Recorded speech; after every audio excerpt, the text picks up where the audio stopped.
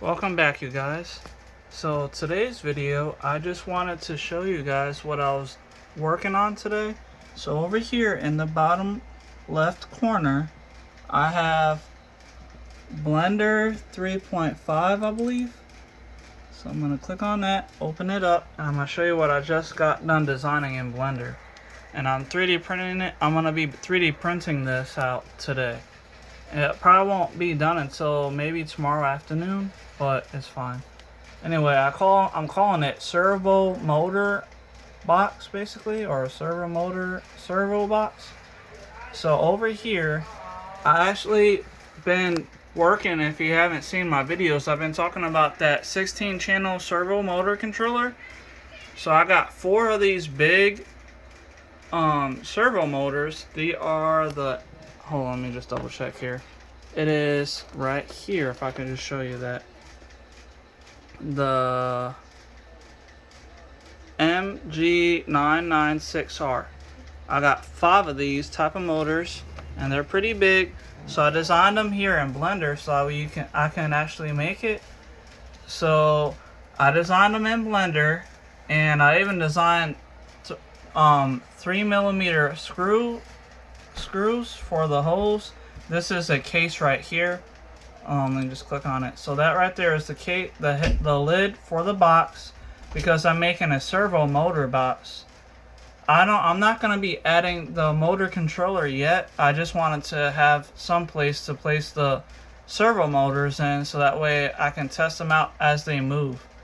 So I got the servos designed. I got 5 of them on here. 1, 2, 3, 4, and 5. And then down here in the back, I got 5 of these cube holes, basically, for the wires for the servo motors to come out of the bottom. Because you can see right here, let me just show you. On the bottom of the servo, they have 3 wires that come out the back into a DuPont connector right here. That is a female DuPont connector. So I'm gonna be having the wires come out the back of this box that I just am 3D printing right now on my longer LK5 Pro using white ABS filament. That's gonna be on another video of mine on YouTube. I actually show how I'm actually printing ABS plastic or filament with my longer LK5 Pro using some acetone and pieces of the white filament of the ABS to actually make a slurry. So if you haven't seen that video, I recommend you watching it. So right now I'm trying to print out this box right here that has all these this area. Hold on, let me just hide it so you guys can kind of see. So I'm gonna hide the case really quick. Hide. And then the motors, I'm gonna hide those out of the way. So you can see over here, this is what it would look like. Let me just hide this too. That is the 3mm holes, and that is the mount that I had for the box. So when it prints out the box, it'll have these mounting holes that I could put the M3 screws in. Anyway, right here, as you can see, I got 1 hole in the back, or 2 in the back, because if I just zoom out a little bit here, you can see I got 1 over here on the far left, and then 1 in the far right, and that is all for the back of the box, and then 1 in the front of the box, and then another one on the front of the box, and that is for the left side. So I got 4 mounting holes for my M3 screws to go into, and then that will go through that case. So let me just see, not the case but the lid. So let me just show you the lid.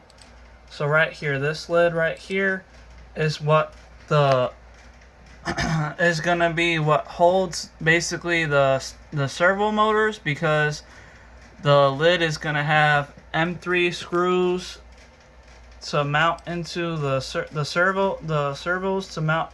I'm gonna use these M3 screws that I have, so that way they won't be moving around like on a table or anything like that. Because sometimes when I'm moving the servos, I notice that they have so much torque and stuff that they tend to move.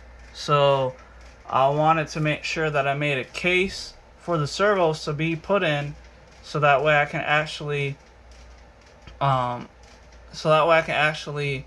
move the servos without them like falling off a table or something, because I have them moving on the computer. But anyway, so now that I have that design, let me just show you. This is the lid right here. I have it on Ultimaker Kira, and that is what the lid is gonna look like when it's printed out. And over here you can see it's gonna take 6 hours to make just the lid, and then it was gonna take a little over 6 hours just to make the case, because the case at the box itself actually has support structures in it for the mounting of all the holes that I have to, for the back of the wire that I showed you in the back of the hold on. So in the back here, there's gonna be mounting holes. There's gonna be holes for the back of the box, and then there's gonna be, let me just hide the lid really quick. But there's gonna be mounting holes for the screws to be put into. So I got support structures for all the screws, all 4 screws for the lid, and then I got support structures for the back of the box, so that way I can put the wires through the back of the box, just like how it is designed here on the servos. So I'll be coming out the back of the servos and the back of the box, and then I'll be able to mount all the servos into that motor controller. Anyway, so I hope you guys are liking the video. Please like, share, subscribe, and let me know what you think in the comments down below. And I'll see you guys in the next video. If you want to see more about all this stuff that I'm making for the servo motor controller, let me know, because I don't want to be making all these videos for no reason. Thank you. Goodbye.